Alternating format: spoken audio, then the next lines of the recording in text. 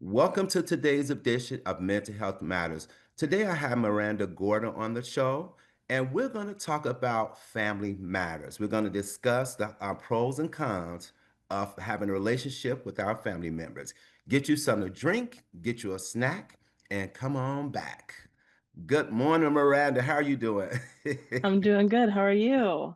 I'm doing good. I'm doing good. I just finished up another segment with Diana, Okay. and you know how Diana is. So we was in the nitty gritty of things, and I just decided like let me look at my phone because I'm and look at the time because I know he should have been texting me by now, and I'm like, oh crap, we supposed to be in another one. So, but yeah, but thank you so Oh. much for taking the time out and just kind of allow me to interview you. This your first time on the show, so hopefully this won't be your last. Why don't we start by you introducing yourself, and we'll just go from there. Yeah, awesome. I'm Miranda and I don't even know how to introduce myself here because I don't really know what Okay, where parts you to show up. from? Where you grew up, and Oh, what do you okay. do? Yeah, so I'm actually from Minnesota. That's where I grew up for most of my entire childhood. I didn't know that. Um, which is quite a ways away. And Yeah. then when I moved around a lot in my 20s, but I've been in California for about the past 7 years, give or take. Um, and I work for AMI Housing, and I work in housing, which has been really a good place for me to be right now. And we're just, out here doing the things and being with. And the reason I moved to California actually was to be around family, was to Oh, be near nice, family members. Yeah, nice, yeah. I have my mom's whole family lives here, so nice. So you yeah. grew up in Minnesota, and I grew up in Chicago. Yes, Yeah. that's S- not too far away. No, no. So how old were you when you moved from Minnesota? So the first time I left, I was 20 and I moved to West Virginia. Really? I did not Yeah. know that. Yeah, yeah. I'd gone to college for about a year and didn't Okay. do too well, really wasn't great at the academic stuff. So Okay. so I dropped out and just worked and then had a friend that lived in West Virginia and invited me to move out with her. And so um, being 20 and being so close to my family for so long had been really hard. Yeah. It'd been really complicated and brought up a lot of feelings and Yeah. just being in close quarters. Um and so yeah, I moved out to try to to explore the world a little bit and get out of the box that I felt like I had been put in. Yes, I 100% agree. I was the same way, to be totally honest with you. I was the first one in my family to go to college, Mm, and I moved out of Chicago and moved 5 hours away to a little town called Carbondale, Illinois. And so that's why I had my first, college experience and away from my family. But I was considered a sellout. I was considered, mm, breaking the rules, and because nobody ever left, nobody ever went to college. So, I was like in this little box that they had their own expectations for me, but I knew for me that I had to leave. I had to mhm. leave in order for me to Yeah. fulfill my goals and my dreams, my aspirations. And I felt like if I stayed there, my life would have been totally in another place, not in a good place, so to speak. Yeah. So, yeah, Yeah. I totally feel that. When I moved out, I only lived in West Virginia for about 3 years. But in that short 3 years, I feel like I learned so much about myself and I grew yeah, into a completely different person. yeah. Yeah. Do So how many siblings do tell me a little bit about your family background if you don't mind share. How many siblings? Yeah. Tell about your mom, your dad, and things like that. Yeah. So I was raised with one sister, one younger sister. Okay.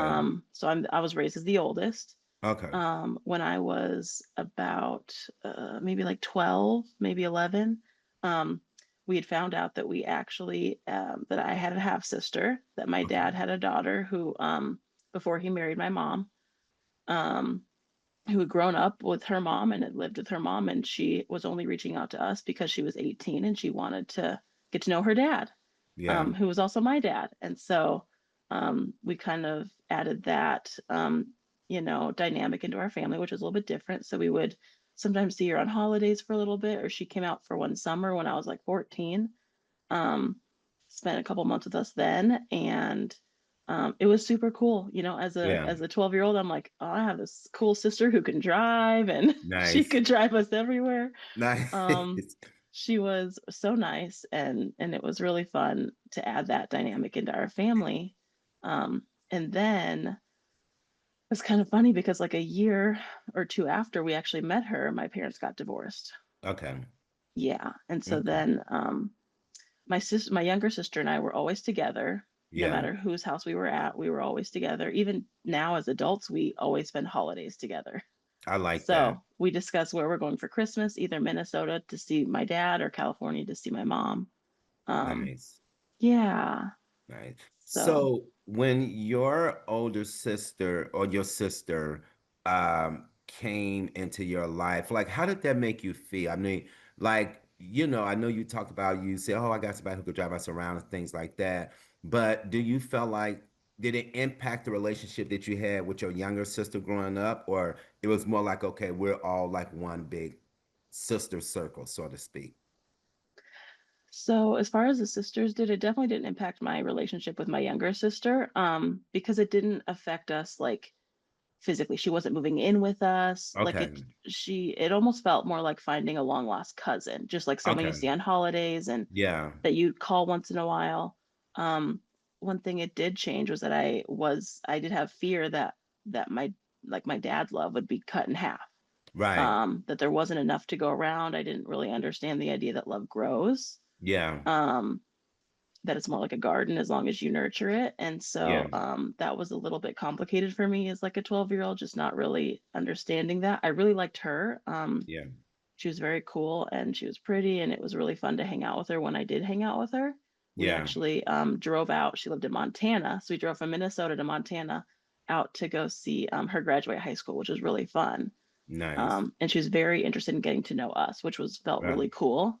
Right. Um, but it was a little bit complicated more so with my parents. I would say that like with my dad specifically, just him having to now learn how to divide his time and Right. energy, and just a new dynamic for him to learn as well as for us. Yeah. um but I could tell my parents tried really hard to try to like blend us together and get us to get as one big family and try to come together. But there is once in a while I've noticed a couple times over the years just where different feelings of maybe like jealousy pop up or just insecurities for sure. Yeah. Yeah. 100%. Yeah.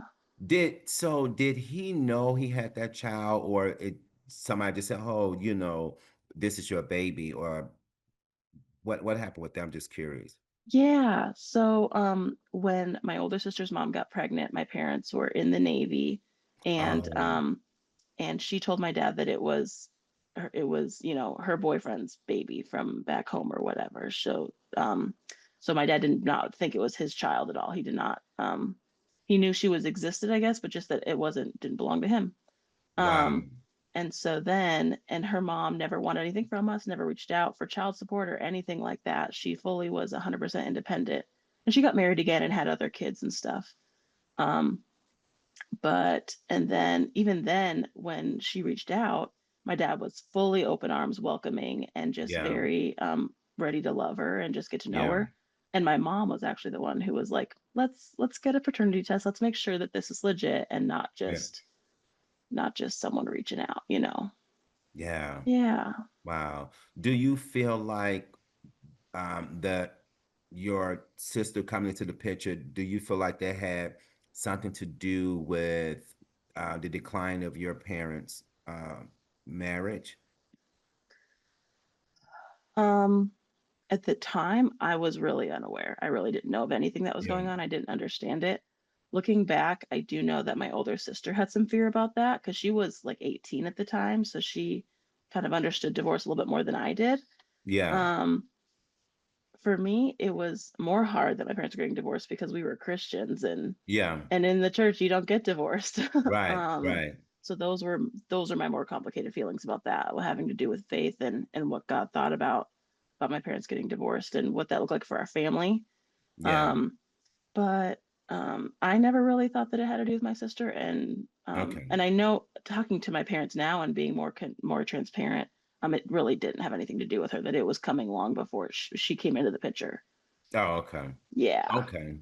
So how did your like because like I grew up in like a single family home. Like my dad was Mm. never there and all that. So I was kind of used to just having one parent and one parent not being involved. But how was that for you, like coming from a two-family home and then, happen to deal with like maybe going to two different parents' places and stuff? Yeah, that was so hard. Yeah, um, it really shook my world, honestly, totally just shook my world apart and just felt like the ground was dropped underneath me. Um, yeah, I thought we were really, in my opinion, in my memory, we were yeah, really involved in church. And so I'm like, we're one yeah. of the main church families. We don't Yes. get divorced. Like we're the strong, we're the strong Gorders. Yeah, Um, and so it really surprised me and was confusing to me in a lot of ways.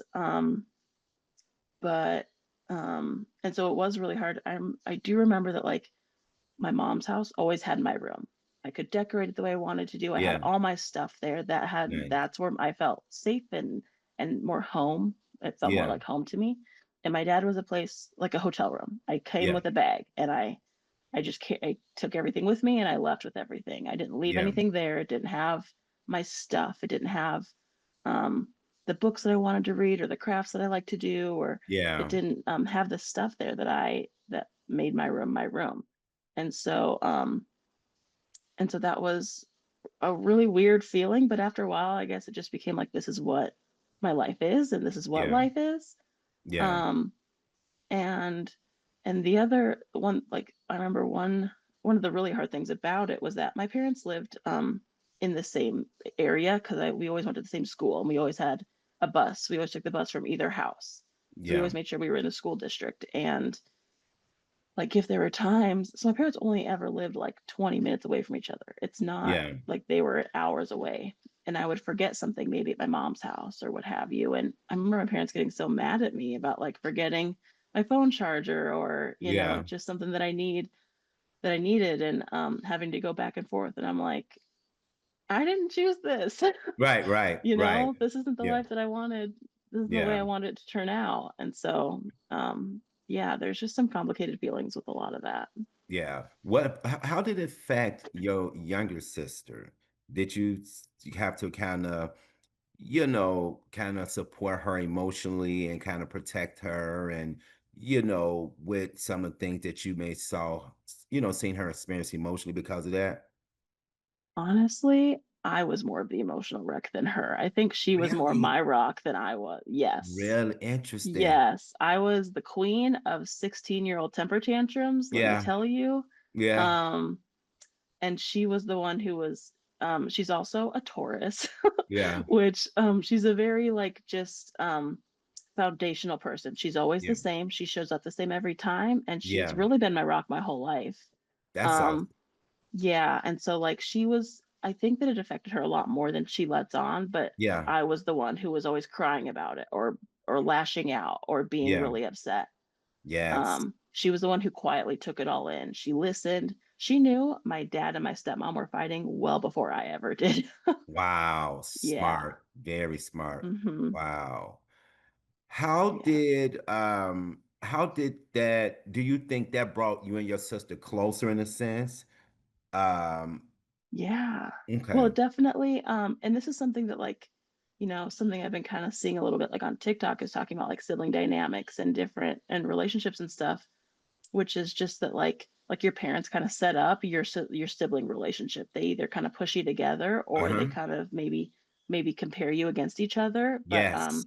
within the divorce, I think it made me and Emma a team. We were a Yeah. team against kind of against them. Yeah.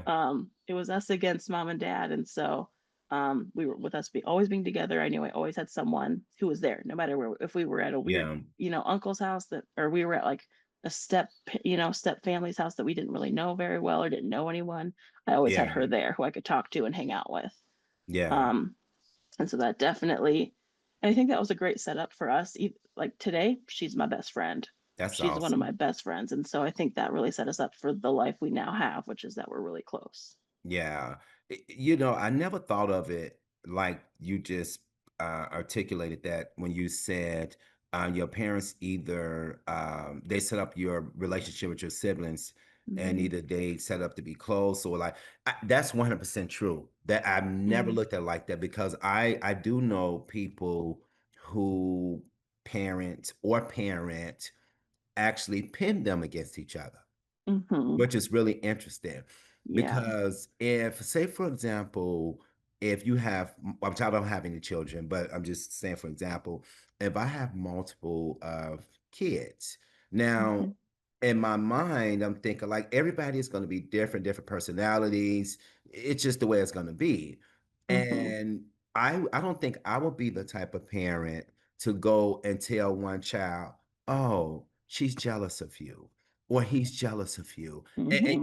Because now you start to plant those seeds and those seeds start to grow. And the person that you're communicating this stuff with and putting this in their head, now they're starting to feel some type of way Hmm. against their sibling. And I've Yeah. seen this like Hmm. as grown folks. And I Yeah. never understood that. And now these two individuals, it's like back and forth night and day. And I Hmm. really believe one of the parents had a lot to do with the dysfunctional relationship that they have to this day. Yeah. Yeah. Yeah. That's definitely, parents have a big impact on how siblings interact with each other, how they grow, and what happens within that relationship. I think it's really important. Yeah. I know my mom, she strived to um keep us very close. Mm. She used to always tell us, well, you're never gonna have any friends outside of all of you all. You guys are each other friends. You be there for Mm. each other. If something happened to me. She really pushed that with us. But at the same time, I was different. I was different in terms of because we grew up with like poor rats and roaches and things like that. And my Mm. siblings, and we literally all had one bedroom for all us to sleep in. And Yeah. at the time, it was six of us. So me, I was never comfortable. I would stay up crying and with the lights on, and Mm. my other siblings, rats and roaches crawling across them, and they knocked out, snoring, sleeping. I was never Mm. comfortable. And my mom saw that about me. And I think through the years, she developed some type of art in her heart. That's how I've always felt towards me growing up because that was never something I was comfortable with. And I used to always talk about, oh, when I get grown, I'm gonna buy this, I'm gonna have this. And none of my other siblings never talked like that. They was 100% comfortable with that being poor. I wasn't. And Yeah. so graduated. I was in my first year of college at the age of 17 years old. Birthday was in July Mhm. of that year. Turned 17 in college, August of that year. For Mhm. some reason, God blessed me to be able to excel, smart, good at school, enjoy school, like school. Mm. And I utilized that as my fuel for my fire to get out the Mm. ghetto, so to speak. But Mhm. what ended up happening is my mom started to do the opposite thing when I got older, opposed to what she was doing when we was younger. When we was younger, oh, you guys supposed to this all you got, your brothers and sisters. But when I started to get older and Mhm. want to do better and do more, then she started to say things against me, Mm. which a lot of them fed into. Yeah. So, I 100% agree with that. And I think it's important too, as people that have kids and dealing with family dynamics. Um, if you have an issue with one family member, say for example, right, that doesn't mean that that issue becomes everybody else's issue. Okay. Mhm. That's between you and them. Y'all need to work it out. And that's okay to kind of, bounce ideas off or get some support or whatever. But Mhm. to totally make that person now their enemy, it's not right. It's not right. So Yeah, yeah, and yeah. definitely, and there are definitely certain family members that can act more as like mediators, and kind Yes. of help host Yes. conversations that like, can lead to healing, which is the ultimate goal. Yeah, exactly. Yeah. So how did your family dynamics shape you into the person that you are today? Well, I was definitely it's so funny, something my sister and I talk about lately today is how as adults, she has more some more qualities of being the older sister and I have some more qualities of being the younger sister, which is kind of Interesting. yeah, really interesting. Um because when we were younger, I did act with a lot of responsibility. I was the oldest. Like, if mom and dad weren't in the house, I was responsible. I could, do this or that and take care of I could cook dinner. I made sure we got things done. Um I also helped us break the rules sometimes Right. when I Right. when I wanted to do that. But since I've like gone out and I lived in West Virginia for 3 years, I moved up to California first by myself. And then my mom followed behind me. And then I also lived in Hawaii for 6 months. Um, Really? yeah. So with all just me kind of picking up my life and moving to different places and trying to, kind of starting my life over and building and starting from scratch. Just with the growth that I've had from all of those experiences, I've definitely not not stayed to just what was expected of me as the oldest Okay. sibling and as the oldest daughter. Um, I've definitely given myself a lot more freedom to express emotions and to be able Yeah. to just I think that I held my emotions in a lot more when I was a child than I do Yeah. now. Now I feel free and I've grown a lot in expressing my emotions and knowing what I'm feeling when I'm feeling them and Yeah. being able to do what it takes when they come up. I talk a Yeah. lot to my friends and sometimes to coworkers when things come up, just that like when I have a feeling, I can't just sit with it. It needs to go Right. somewhere. Like this Right. can't sit in my hands anymore. It needs to go Right. somewhere else. Right. Either that's me going on a walk or just expressing every grievance that I have out loud with somebody. I'm definitely an external processor, so getting all of that out verbally is really helpful for me. Yeah. Yeah. Yeah. So, how important is it for us as individuals to express our emotion, the way we feel to our family member? Because sometimes our family members have certain expectations of us. Okay, Hmm. they have their own expectations of us. They watch us grow up. They feel like we should be doing this, we should be doing that, and then as we Hmm. grow up into the person that we become, we feel we know what's best for us, opposed to our family. And Hmm. why is it important for us to be able to express our emotion the way we feel to our family members? I think it's important because it shows growth. It shows growth to our family members who only saw us one way. It Yeah, shows to my mom that I'm not the 11-year-old girl that cried because a boy on the bus was mean to me. I'm upset because I have clients who need to be housed and can't get housed because it's yeah, hard, right? yeah, Um, and that's feelings are always valid no matter what, but just like now I'm, a little bit more justice oriented and see the rights and wrongs of the world, which is really a hard thing to carry. yeah, Um, so I definitely think with family members, it shows them that we've grown and changed and um but I also think there's a balance in that. I don't think that we always should be showing or expressing our emotions to our family members because sometimes it's hard for family members to to see you as a whole person when Yes. they're so stuck on who you were. And Oh, it's you okay are to talking. You are talking for yeah. sure. Yeah. Um, it's so funny. So I'm 31 years old, and Mhm. I've in the last, like, I would say since 27, 28 is when I feel like a lot of my opinions and thoughts about the world like really changed or maybe solidified. I'm not really sure, but um, yeah, I really became a fan of the pick your battles. Yeah. Um, Yes.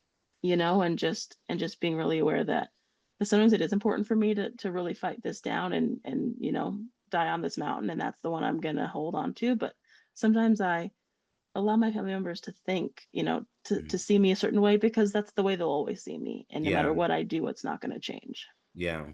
Yeah. I agree. Oh man, you speaking some good stuff. I So I have a brother who is very outspoken. They're gonna tell you how you Mhm, feel, blah blah blah. And I've been trying to work with him on, picking and choose his battles and know what to share, not to share. And he ended up, so we was invited to a event recently, and he, told one of which we all knew we really didn't want to go, but he ended up telling a family member that, he really didn't want to go. And so I can tell the way their response, they were feeling some type of way, but they didn't tell him. And so the next day I called a family member and I was saying, well, hey, I'm gonna try to throw him a birthday party, which is his birthday, it's mhm, this month. I said, since he does want to go mhm, out of town, because I normally will just go somewhere. And mhm, so the family member was like very just like irate and rage and saying all mhm, type of vulgar things about him because he expressed that he did not really want to go to this event.